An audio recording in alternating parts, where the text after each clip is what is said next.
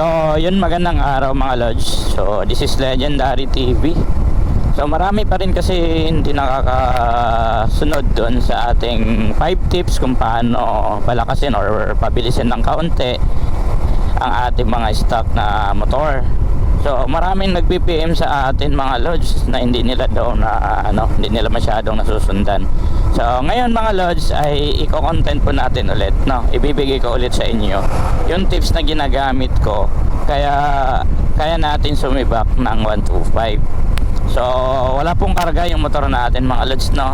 So, in-improve lang po natin yung kuryente or yung power na pumapasok sa ating motor. So, mas in-improve lang natin yung pagsunog or gaano kalakas yung kuryente na pumapasok sa mga spark plug natin, sa ignition coil natin. So, ano yung mga pinalitan natin. So, ilalagay ko rin syempre dito sa video para hindi na po kayo malito. So, ilalagay natin yung mismong picture na ginagamit kong or pinalitan natin dito sa motor natin mga Lods. So, ito yung mga 5 basic tips na pinalitan natin sa motor natin mga Lods. Kaya ganun siya ka-power pagdating or ganun siya kalakas humugot pagdating sa waswasan at duluhan mga Lodi, no? So, unang-una mga Lodi, ang pinalitan ko sa motor natin yung ating ignition coil. So, ang ginagamit ko pong ignition coil ay Apido ignition coil mga Lodi. So, tapos mas maganda kung mayroon tayong split fire, no?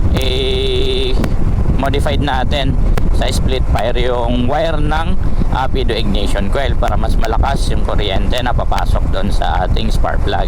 Ngayon, pagdating sa spark plug mga Lodi, pangalawa natin pinalitan or pangalawang tips natin, spark plug po.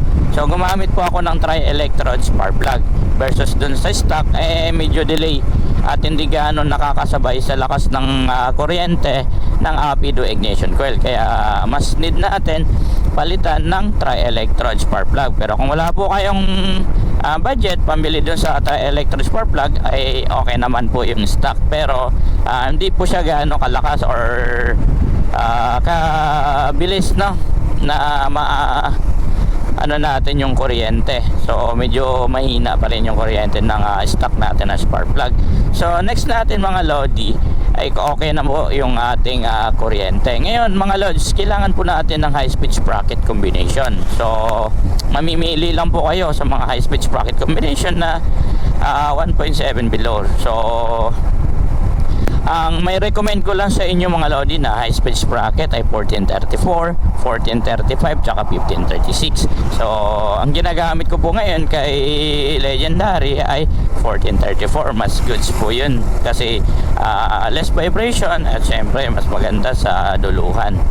So next natin papalitan mga Lodi yung ating gulong. So hindi po kakayanin ng high speed sprocket kung malaki yung gulong natin. Kaya ang gulong natin na best recommend ko sa inyo ay 60-80 sa harap at 70-80 naman yung likod. Kahit anong klaseng gulong mga Lods, nasa sa inyo po yan. Much better kung naka-rimset tayo na alloy para mas magaan yung motor natin mga Lods. So lastly mga Lodi, para mas smooth yung takbo ng engine natin dahil kompleto na tayo sa sprocket combination na high speed. So na-improve din po natin yung kuryente. Ngayon mga Lodi, para mas mabawasan at maganda hinga ng motor natin, mas okay yung papalitan natin ng check and fight ng pure stainless dahil napakagaan po nito ng pure stainless. At the same time mga Lodi, mas malaki po kaunti yung butas ng elbow versus dun sa stock natin. Kaya yung motor natin ay makakahinga ng maayos. So no need po tayo maggamit ng big elbow mga Lods kasi magiging singaw po yung motor natin, magiging mawawalan siya ng lakas dahil sa sobrang laki ng elbow. Kaya mas okay yung 44mm gagamitin natin mga Lodi, yung maliit lang na elbow, yung parang standard lang po pag bumili tayo ng check and pipe. So next natin mga Lodi ay kailangan natin na oil na semi-synthetic para yung mga gearings natin ay hindi mahirapan, para hindi mahirapan yung mga gearings natin sa loob mga Lods. So gumamit po tayo ng semi-synthetic oil na 10W40. So 10W40 po yung gagamitin nating oil. So semi-synthetic, tapos yung kanyang viscosity ay 10W40. So yun, sa mga hindi nakasunod mga Lodi, ayan po, in-explain na po natin ulit ng paisa-isa. At kinalaro na rin po natin, kinalaro din po natin kung ano po yung mga pinalitan natin.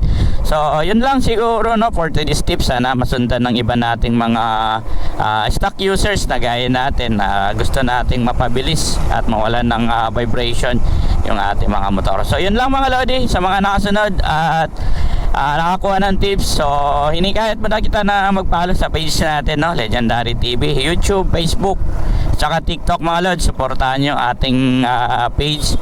Then marami pa po tayong ibibigay na tips para sa inyo mga Lodi. So yan lang, drive safe po sa inyo lahat, ingat pa.